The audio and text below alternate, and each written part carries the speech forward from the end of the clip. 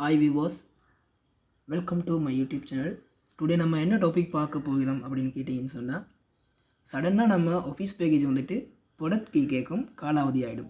So அந்த சுச்சுவேஷனில் நம்ம தற்காலிகமாக எப்படி நம்ம வேலையை செஞ்சுட்டு போகலாம், அப்படி இல்லைனா அந்த ப்ராடக்ட் கீயை எப்படி ஷார்ட்கட் மூலமாக எடுக்கலாம் அப்படிங்கிறத பார்ப்போம் இன்றைக்கி.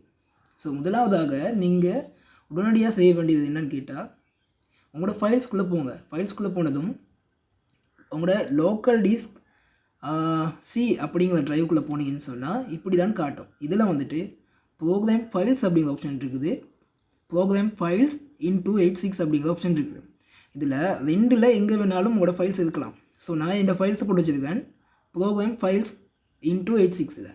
இதில் மைக்ரோசாஃப்ட் ஆஃபீஸ் அப்படிங்கிற ஃபைல் இருக்கும். இதுதான் அங்கேயும் இருக்கலாம், மைக்ரோசாஃப்ட் ஆஃபீஸ் தான் அங்கேயும் இருக்கலாம். ஸோ ஃபைல்ஸில் ரெண்டு ப்ரோக்ராம் ஃபைல்ஸை ரெண்டுலேயும் தேடுங்க.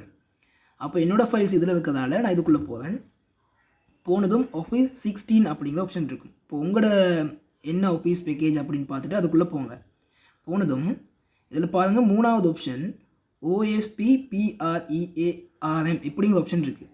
இதை ரைட் கிளிக் பண்ணி 3 தடவை ரன் அஸ் அட்மினிஸ்ட்ரேட்டிவ் கொடுக்கணும். ஸோ இப்படி வந்துட்டு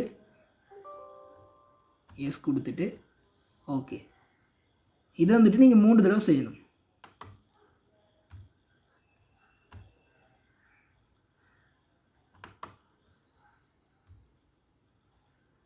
ஓகே, இப்படி நீங்கள் 3 தடவை செஞ்சதுக்கு பின்னாடி உங்களுடைய ஆஃபீஸ் பேக்கேஜ் வந்துட்டு ப்ராடக்ட் கீயை ஆட்டோமேட்டிக்காக எடுத்துக்கொண்டு உங்களுக்கு அது ஒர்க் பண்ணக்கூடிய பாசிபிளாக கொடுக்கும். ஸோ இன்றைக்கான வீடியோ இவ்வளோ தான்.